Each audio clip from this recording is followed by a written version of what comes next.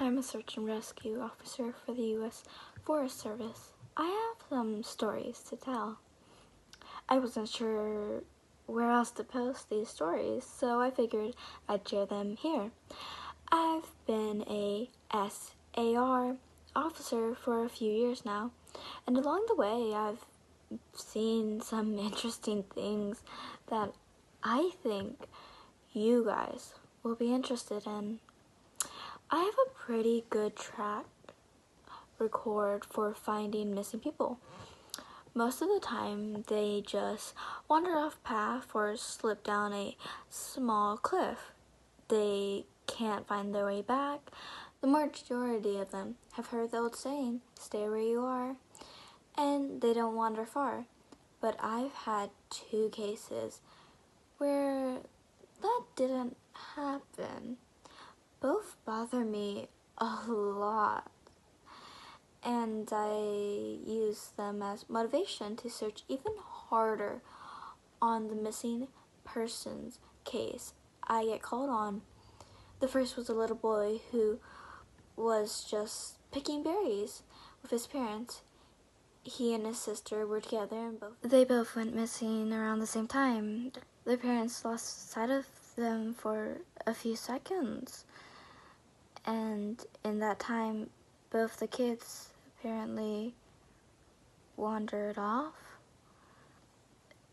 When their parents couldn't find them, they called us, and we came out to search the area.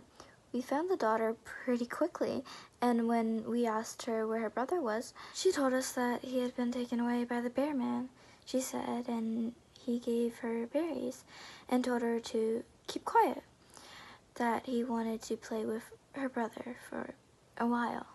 The last she saw of her brother was riding the shoulders of, open quote, the bear man, and seemed calm.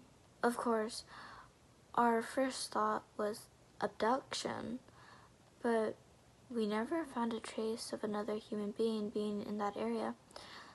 The little girl also insisted he wasn't a normal man, but he was tall and covered in hair, like a bear, and that he had a, open quote, weird face.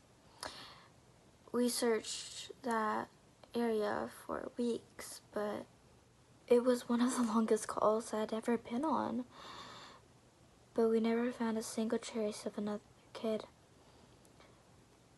Another was a young woman who was hiking with her mom and grandpa. According to her, her daughter had climbed up a tree to get a better view of the forest. She'd never come back down. They waited at the base of the tree for hours, calling her name before they called for help. Again, we searched everywhere, and we never found a trace of her. I have no idea where she could have possibly gone, because neither her mother or grandpa saw her come down. A few things I've been out of my search, like a canteen, and they've tried to lead me straight cliffs, not hills, not even rock face, straight, steer cliffs with not handholds.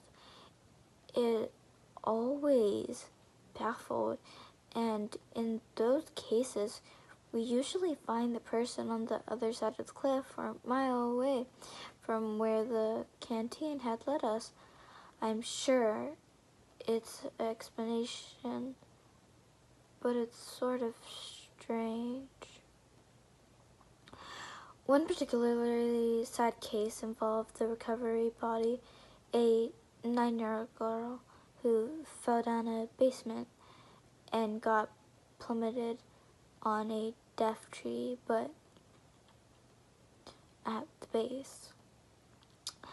It was a complete freak accident, but I'll never forget the sound her mother made when we told her what had happened. She saw a body bag being loaded into the ambulance, and she let out the most haunting, heartbreaking wail I had ever heard. It was like her whole life was crashing down around her, and a part of her died with her daughter. I heard from another SAR officer that she killed herself a few weeks after that had happened. She couldn't live with the loss of her daughter.